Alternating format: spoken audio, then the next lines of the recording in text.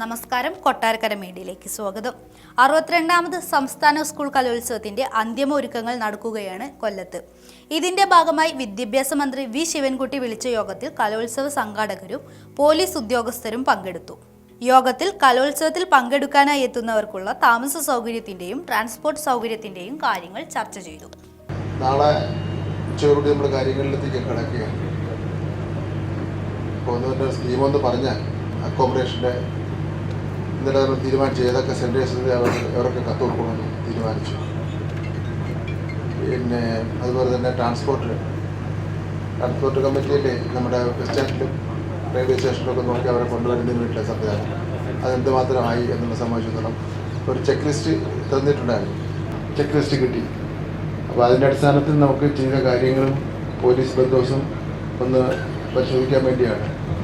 എനിക്കൊന്നിന് പിന്നെ സ്വർണ്ണക്കപ്പ് കൊണ്ടുവരുന്നത് രണ്ടാമത് നമുക്ക് എടുക്കാം. ആദ്യം നമുക്ക് ഈ അക്കോമഡേഷൻ സെൻറ്റേഴ്സിൻ്റെയും അതുപോലെ പോലീസ് പിന്നെ വേണ്ടത് KSRTC സ്റ്റാൻഡും റെയിൽവേ സ്റ്റേഷൻ അവിടുത്തെ സ്ഥിതിയെ പറ്റി നിങ്ങളൊന്ന് പറയാം. സാറ് തന്നെ രാവിലെ 11 മണിക്ക് നിർവഹിച്ചാൽ നാളെ രാവിലെ നമുക്ക് ഇവിടെ നിന്ന് തുടങ്ങി ഇവിടെ ഉണ്ട് 11 മണി രാവിലെ 11 മണിക്ക് ഇവിടെ നിന്ന് തുടങ്ങിയിട്ട് നമുക്ക് ആശ്രമം ഇവിടെ ആശ്രമം വണ്ടി ഇടാൻ പറ്റില്ല. ഇവിടെ അവിടെ തുടങ്ങാൻ പറ്റും.